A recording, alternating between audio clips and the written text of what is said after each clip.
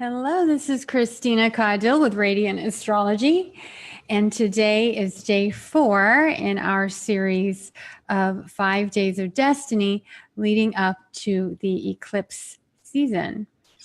And thank you for those of you joining me. Thank you so much to New Paradigm Astrology. I know a lot of you are joining me here for the first time on Radiant Astrology. And I don't know if you can really feel it already. Can you feel that we are in eclipse season? As we said, the eclipse portal opened at the Capricorn full moon, June 27th, 28th. And the actual sort of heightened energy that we really feel like we're in the eclipses, obviously, is from the first eclipse to the last eclipse, that period between eclipses. And we have 3 this time. The first one being July 12th, and then the last one being August 11th. That's a long time to be in the eclipse vortex, in that liminal space between eclipses. So let me see. I just want to check in and see who is joining me today. We've got Tracy Ryan, one of my besties, and Karsten from Denmark. Thank you so much for joining me. Let me see. I usually have some technical issues here in the beginning. I need to work out. So if you will bear with me a second, I'll get on the Radiant Astrology page. I did want to just encourage everyone to be sure you sign up to my radiantastrology.com free newsletter list, where I give a lot of free astrology insights, as well as all of my special offers and everything go there. If I'm ever doing anything special, you'll get notified. So let's see, Joni, Christine, and Melissa Carr. Hi, thanks for joining me. Let me know if you have questions, put them in the comment box. I'm gonna try to keep this close to 30 minutes. We'll see if I'm successful with that. So let's see, today we wanted to talk about the healing alchemy of community, and especially during eclipses. Eclipses are a very alchemical time. And so what do we mean when we say alchemy?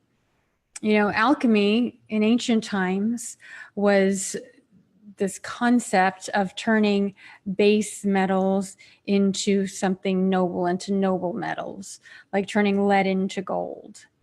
And so these days, science seems to think that, alchemy was like this really barbaric attempt at science.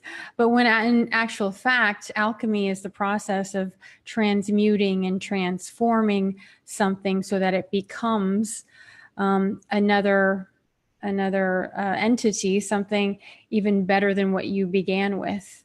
And a lot of times that does mean having to transmute and heat and melt and meld and integrate, ultimately for the purpose of purifying, right? Because the alchemical flow is, first you separate the items within, say, the base metal, and then you purify them separately, and then you integrate them. And then ultimately, the goal is some type of perfection. And when we use these concepts, when we're going through any kind of transformational experience, maybe an intense, Pluto transit, for instance, then we can know and trust that there's a potential for a higher purpose and for us to become a more deepened human being through these experiences. And there really is so much greater potential for us to have that trust and that faith when we are in community of like-minded others who kind of speak the same language. Whenever I start my eclipse circles, I always remind everyone, you have been initiated already into the language of astrology. And there's always people at all kinds of all different levels of astrology in my circles, because it isn't an astrology class, although we do learn some astrology, but that's not the entire point, because we don't want to be so stuck in our mind, because astrology does require a lot of mental focus, right? And memory and putting things together and a little bit of math sometimes. And it's great to have that as a framework. And it's great to have, astrology as sort of guideposts for the journey forward.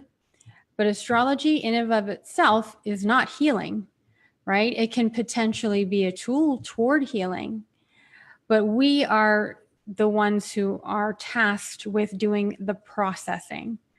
It's all about processing the experience, the emotions. And when we can do that in a community of others where we feel supported and where we support others as well, that can really help us to get a sense of truly who we are in our lives, a more empowered sense. And know also we can see so much of ourselves in other people, especially when people are struggling, when they're falling apart. And it's so much easier to see someone else's issues and what they need to do usually than our own. When we're in it, suddenly our perception and our perspective may be a little bit clouded. And so I really encourage everyone to think about going into this eclipse season. What is your support? What is your support circle? We are in such a connected time with all this technology and social media, but we are even more and more isolated. Because when we cannot be authentic to who we are, or maybe so many of us don't know who we are because we're so identified with our persona online or what people want us to be. Getting back to who is real in our lives, who we can trust when we're going through times like this. And you know what? If you don't have anyone, find a therapist or a coach or a counselor or someone like that. And actually, that can even be even more valuable than just well-meaning friends, because you do want people who are trained to help you empower yourself. Now, I have to put a little word out for life coaching. I'm actually trained as a transformational life coach, and I will say it gets a bad rap because anybody can call themselves a life coach. And the title itself sounds kind of dumb, but it's like, who knows the secret to life, right? But a really well-trained life coach can be very skilled at, first of all, being non-judgmental, not trying to force you into anything that you're not ready for. So many people go into therapy or counseling thinking they're ready to make some change. They're sick of how things have been. They're ready to make some change. But they really aren't ready to make those steps. They need more time. They need to contemplate more. They haven't yet let go of what they need to let go of. A really good counselor or coach or therapist will generally be able to guide you through these types of issues where you want to make change and then you don't, and then you feel guilty about it, and then you hate yourself and those kinds of things, right? So someone who is trained will be able to help you through whatever phase you're going through, as well as a really good coach is always going to turn back the responsibility to you to really contemplate, what are you really struggling with and why? And what's the real issue behind the presenting issue?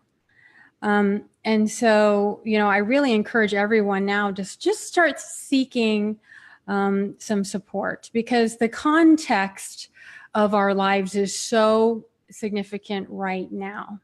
We can be struggling with life, whether it's career or family or relationships or what have you. And depending on the context we bring to it, that makes a whole difference in how we interface with our struggles. And context is everything. I think that's one of the beautiful things about evolutionary astrology, is it's all about the journey of the soul. And even just saying that I am a being with soul, I am a soul in a human experience. I mean, doesn't that help to expand the possibilities for growth and for love and for just your entire life potential? Because we know that we're so much more powerful and stronger than we give ourselves credit for most of the time. And so when, just a couple of shout outs, one to the New Paradigmers. As I said before, New Paradigm Astrology is a really great community we have there. And we all speak the same language. As I said, when you see the value of astrology, which as most of us know, I mean, yes, it's becoming popular, but it's still something kind of fringe and kind of weird and wacko to most people out there probably. I mean, they don't realize, how valuable it can be. So those of us that actually do see the value of it and maybe see beyond just our sun sign horoscope and actually know that there is some actual wisdom for our lives in it, that's an initiation. We've been initiated into this ancient lineage of astrology. And so that's why when I host these eclipse circles, we have just enough astrology for us to sort of chew on. And then the rest of it is about us contemplating our experience, sharing our experiences, and really making the most of the potential of the time, because it brings up so much emotion much of the time. As we know, the moon's phases rule the tides, right? And if we are like 80% water, why wouldn't eclipses, which are a dance of the moon and the sun and the shadow and the earth, why wouldn't they not have like this complete transformational effect on us or emotional effect on us? I mean, if they don't, then that wouldn't make any sense. It is all our molecules being sort of zapped with all this energy that we might not be able to really make sense of. And when we make things mean things, then that's when we can start to tell these stories to ourselves about, why am I so stressed? And I'm stressed because of this, and my life is breaking down because of X, Y, Z. But when we can see that life is about change, it always has been. That's the only one thing that we can count on, is change in life. And how ready we are for change really makes the difference in our experience. All right, so let me see. I'm going to check in and see Joni, thumbs up. Paula, hey, great seeing you, Paula, and Susan and Margaret. Lone wolf syndrome is getting triggered. Oh, I'd love to hear what you mean by that, Margaret. That's interesting, the lone wolf. I will say that phrase has been coming up to me as well with Chiron stationing retrograde. Chiron is in Aries, and Aries is me, I am, my goals, my urges, what I'm here to do in the world. And when Chiron, the wounded healer, the maverick, is stationing retrograde, we can maybe suddenly get a sense of what I'm here to do, even if I have to stand all alone, even if I don't feel like I have the courage or the will. Like, for instance, the woman that just scaled the Statue of Liberty on July 4th. That to me said, I mean, that was also like a Mars retrograde thing, but Mars rules Aries. So in some ways, we can all be feeling like a lone wolf. As we were talking about yesterday, this whole idea of alienation, feeling alienated from others, like no one understands me. And, you can feel alone in groups, especially the bigger the group. I know myself, the bigger the group, the more alone I can tend to feel. That's why like a small group, a circle, women, there's plenty of women's circles out there.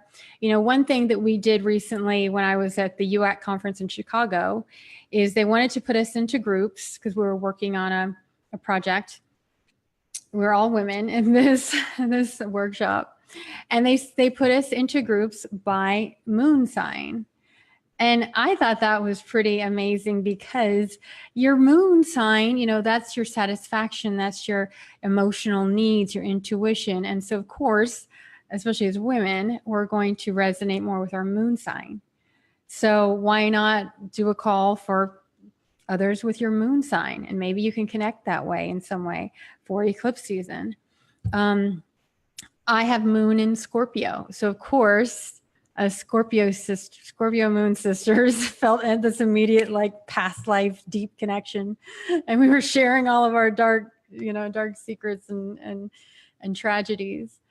So, and that's one of the things we're going to be doing for my Eclipse Circle. It's called Sacred Destiny.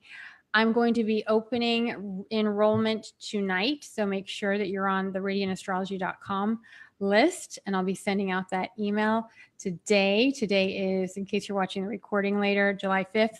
And I'll have some special bonuses for the first few people who sign up. And the Eclipse Circle starts July 12th. It's 7 weeks, and I'll have more to say about this tomorrow. And I'll have the website up and everything. But the other thing I wanted to mention about the alchemy of healing in community, you know, belonging is a really big, I mean, there've been so many books I've noticed out about belonging. Where do you belong? I mean, Brene Brown came out with a book. Toko Pa came out with a book called Belonging. That guy, Sebastian Junger, had a book on tribes. And where do we belong? This is, I think, going to be even a bigger theme over the coming couple of years when the North Node moves into Cancer, because that is our, you know, we think of Cancer as family, but it's also our tribes, those where we feel we belong. And so many people are feeling alienated and like they don't belong anywhere. You know, and isn't it interesting that we can feel so connected to people, and then suddenly they have some kind of belief that we just don't resonate with at all, and then suddenly they're the enemy or they're dead to us or whatever, you know. And that so much has been happening, and we just block them on Facebook and then they're gone forever. They don't exist to us anymore. But we really want to think more about how we all have, you know, think about yourself 10 years ago, what you believed to be true about the world. How would you judge yourself then, you know, by your beliefs then? And so this time of belonging and needing connection, especially during the eclipse season, you know, it's really important that we can try to find those that we can at least have a commitment to see them as a human being and ask for their compassion, to see us as a flawed but whole human being. I also wanted to mention that men need support too. Now, my Eclipse Circle is exclusively women for now. I think I'm hoping eventually to do something that's integrated for men and women, because I'm noticing I'm getting a lot more male followers, and they're really these heart-opened, just beautifully joyous, loving men. And right now, I want to focus on where I know I'm meant to serve. But men need community and support too. I mean, isn't that one of the things that we keep saying is wrong with our society, is that men feel like they can't be vulnerable, they can't be emotional, you know, and there's all kinds of men's groups forming now these days. I mean, some of them, you know, I think some of them seem a little bit too patriarchal, if you want my honest opinion. I think some of them have that intention, but there are those that are about men just coming together to hear each other out, support each other, not judge, and really get to see what it's like for men to be grappling with emotions. You know, women, we're very emotional, and well, I don't want to speak for all women, right? But in general, in society, it's more accepted that we can voice about our emotions. And this is the thing, is we voice it, we get it out, and then we can move on. The more we suppress emotion, and this is true for anyone, if you suppress that emotion and that grief and that anger or whatever it is, which we're seeing right now with Mars retrograde, a lot of repressed and suppressed anger coming out in all kinds of incredible ways, some very extreme ways. When you don't deal with, express, and process emotion, it's going to go somewhere. And it can come out in ways then subconsciously. And when it comes out subconsciously, we have absolutely zero control over it. So finding ways to process your emotion, you know, for some people, it needs to be through the physical body. For going through a run or exercise or, you know, doing something physical that gets it out physically. I know I had one teacher in alchemy who said, if you're going through too much emotion, like from like the planets or something, if that's what you feel like, or however you feel like it's coming through you, literally get on all fours on the ground and send the emotion into the ground, you know, send it deep into the earth. I mean, there's many ways of processing when we have too much energy flowing through us. Taking baths with Epsom salt is a wonderful way, because the Epsom salt, the magnesium, is meant to absorb through the skin, and that can really help to calm the nervous system. I know my girl Tracy Jastra, who I think hopefully you're still there, we used to do tub time. We used to take, I know it sounds crazy, we used to take Epsom salt baths together and then like Skype. I mean, obviously we just see each other's faces. But hi, Shelly Hines and Teresa Anders. Oh my God, I love you. And Margaret, you've been alone as a whistleblower and exiled since 2006. Uranus conjunct South Node. Oh, 20 Cancer, Northern 20 Cap. That's interesting because, you know, that 20 Cancer and Capricorn axis, that is, as you may know, the axis of Pluto's nose. And it's funny, I have been getting quite a few clients coming through that are going through either, you know, or those degrees are significant in their chart. Maybe it's their ascendant or their midheaven or something. And I've had several of them been caught up in some major experiences. Some of them have been having to do with the political unfolding right now, or deconstruction right now. And so those are really potent degrees of transformation. Not only is Pluto transiting it right now, but it's Pluto's nodes, which have to do with some collective significance. And from what you'd said, Margaret, about the lone whistleblower, you might also want to look and see if you have Sagittarian signatures. I think it's like the galactic center. I don't remember if it's the galactic center or the great attractor. And it's probably the galactic center. I think it was 26 Sagittarius is a whistleblower sort of signature. And this is the thing, is a whistleblower, as you know, I mean, just that concept, that name carries with it a sense of going rogue, right? Saying what needs to be said, and it probably being met with either resistance or something that obviously not welcome, but truth that needs to be told. And, you know, as we're seeing right now, especially like just look at what's been happening with Jupiter going through Scorpio, you know, like all of these men who have been sexual harassers for sometimes decades, and no one could report them because they probably knew that, oh, no one will say anything. And now the tide is shifting. Now the tide is turning, and they are being listened to. So sometimes there's a time when you will be listened to, and there may be a time where you won't be listened to or believed. But oftentimes our destiny calls us when it's our time, whether or not we'll be believed or not. You know, that's part of that, listening to that call for your calling. The other thing I wanted to mention about these eclipse periods and how to make the most of them in community is even if you're alone, meditation is the one and only way to really get the most insight, spiritual insight for your life, period. I mean, period. That's it. Whether or not you are following astrology or human design or whatever it is you're into, the messages you come through meditation. I mean, there's just no, whether it's prayer or meditation or what have you, that silence opens up, that portal to the beyond, to your higher mind or higher self, or maybe that's your higher power, however you want to think of it. I would also say in community, one of the most powerful things to do when it comes to meditation is to join a Sangha. And in our eclipse circles on Sundays, we have a Sangha where we literally say, okay, we're going to all just try to sit on our meditation cushions for like 30 minutes on, at noon or whatever.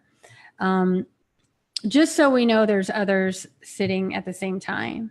If you've ever been to a Buddhist temple where they have a Sangha where you can just sit on cushions with people, I know for me, if I go to one of those, I can sit for hours, like with hardly any problem. Maybe in the beginning, I'm a little agitated, but it's amazing how just being among other people. At first, it's kind of like you don't want to disturb anybody. It's like, oh my God, if I move, somebody's going to be disturbed and they're going to hate me.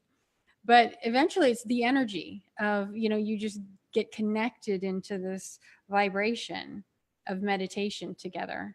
So I highly recommend, even if, you are feeling isolated, going to a meditation center. In almost any city, there's like a Buddhist meditation center somewhere.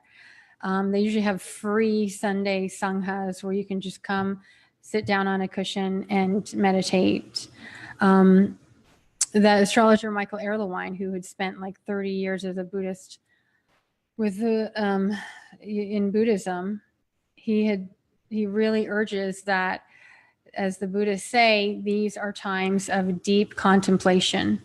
The Buddhists considered eclipses to be times where your karma is multiplied by like 20,000 times for good or for bad. So if you do something really good, it's multiplied exponentially, and same if you do something bad. And that meditation and meditating with your Sangha is one way to help clear the karma. I mean, like I said, there's plenty of different spiritual paths to follow, but there's something that really resonates as truth because they've been studying these eclipses much longer than we have, than we've even been around as a society. So just take that into consideration. This is a great time right now to start making our plan for the eclipse season. So whether or not you join my Eclipse Circle, and you're invited to take a look at it and see if it resonates for you, and to join us for 7 weeks, or just find your own support system, because the alchemy that happens during eclipses, that purification we're doing within and without, that can just be exponentially grown when we are being witnessed with other people. One of my special guests that I'm going to have for the Eclipse Circle is Carolyn McKinley, and she is a modern day alchemist. She's amazing. She makes all kinds of magic. She's studied very extensively with Joe Dispenza. Those of you who know Joe Dispenza's work, which is quantum something, whatever, bending reality or whatever it is. And Carolyn has really urged that the only way to really make magic and really make miracles happen is when we are fueling one another's like best intentions and wishes. And we do that every eclipse season in my circle in a certain way, but she's got some advanced techniques she's going to be sharing with us on manifestation and just creating amazing things in the world. And she has manifested some very amazing things. Let me just check real quick in the chat box. You've got Mars in Sag conjunct the Galactic Center. That's what I thought. Margaret, yeah, 26 Sagittarius. And John, you've got a 24 Cancer sun. Oh, that's amazing. I know I missed tub time too, Tracy. We need to do that again. I know it sounds crazy to people probably. And the other thing I wanted to say about today, July 5th, the sun is on the star Sirius, 13 degrees Cancer. Sirius is the brightest star in the sky. And it's the star that, they built the Egyptian temples along in coordination with, or whatever. I mean, it's an ancient star. It's a star really associated with spiritual evolution, spiritual growth, the wisdom of the gods. I mean, you can look it up. It's Sirius, Sirius. So I always love when Sirius is being activated. And you might want to check your chart if you have anything at 13 Cancer. I consider it the rising star aspect. I've just kind of named it myself because usually people with this signature it's like there's something ascending about that planet or their life experience. I have that as my descendant, and I'm almost always partnering with someone who's on the rise. I don't know what it is. So that's why I called it that. But anyway, just in observing Sirius and 13 Cancer, just open your mind and open your eyes today for some wisdom of how you can be more of your radiant self. Because when we think of the sun illuminates that which it touches. And the sun is about our being. It's our beingness, right? And all the other planets in our chart are there to be emissaries of the sun, right? They're there to, like Mars is there to do what the sun needs. And, Venus is to attract what the sun needs, and the moon, like if you think about it that way, because the sun is the center, right? In our little neighborhood galaxy. So, but the sun is about being. So who are we meant to be being, right? We're always focused on doing or having or getting, but what about who we're being? And if we can focus on first who we're being, then all the other having and doing and getting and stuff, that kind of falls in line, falls into place. But focus on who we're being in every moment. And that can bring us very beautifully back to that idea of meditation.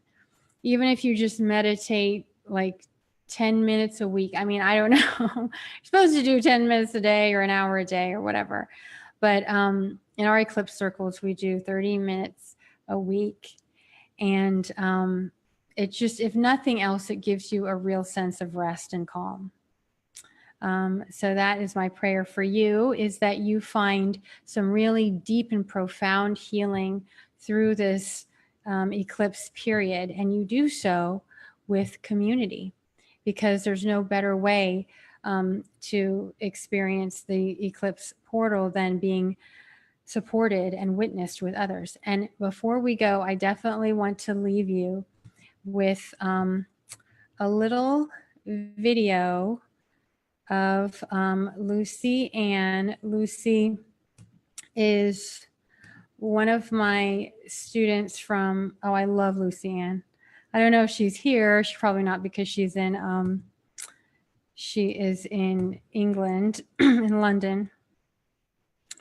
I need to log into this thing, but I think she's kind of a coach too. She's a transformational, amazing, beautiful woman. And she gave me a little video testimonial for the Eclipse Circle. And I asked her if it was okay to share, and she totally said it was okay to share. So anyway, she recorded this. This was part of one of our eclipse calls, the very end, the last call when we were wrapping up. And she shared what the Eclipse Circle meant for her. So I'm going to share my screen.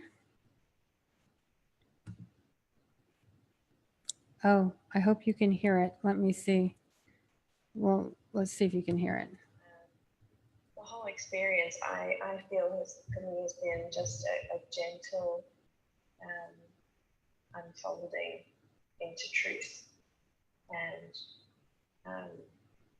it has been I feel seen, I feel heard, I feel held, and I'm extremely grateful for that. I have learned so much about myself and about my place in the world and what I'm able to co-create. And also, I've learned so much about accessing my own power within that is always there.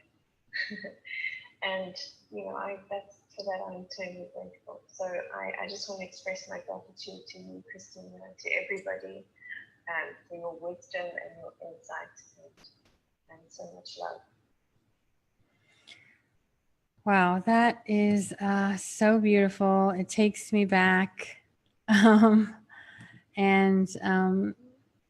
I know that I urge you, as I said, no matter what your plans are for this next couple of months, even if the eclipse is something kind of playing in the background of your life, although it tends to come front and center in one way or another, get some support, get some community support, find your sacred circle. If it calls to you, I'd love for you to join us in the Eclipse Circle Sacred Destiny, which starts July 12th, where we'll be exploring the eclipses through astrology, through sharing, and through really co-creating our destiny together. So I will pop into the comments and see if you have questions for me. I'll try to answer them. Tomorrow is day 5, the last day in our series of Sacred Destiny of Eclipses. I'll be talking about embodying sacred destiny. What does it mean? What can the stars and planets show us about the potential of embodying the sacred and embodying our own destiny? So we'll talk about that tomorrow. And I will have a final webinar next Monday, July 9th. And I will be sharing all about our Eclipse Circle that starts July 12th. So that's coming up really soon. So make sure that you're on the radiantastrology.com email list, and you'll get all those details here very shortly. So thank you so much. Mwah. Thank you to my Tub Time buddies. Buddy, there's only one, Tracy. And thank you all of you for joining me. Thank you, New Paradigm Astrology and Radiant Astrology Tribe. And I will see you tomorrow, same time, 11 a.m. Pacific, 2 p.m. Eastern. And I'll see you then. Have a great day. Bye.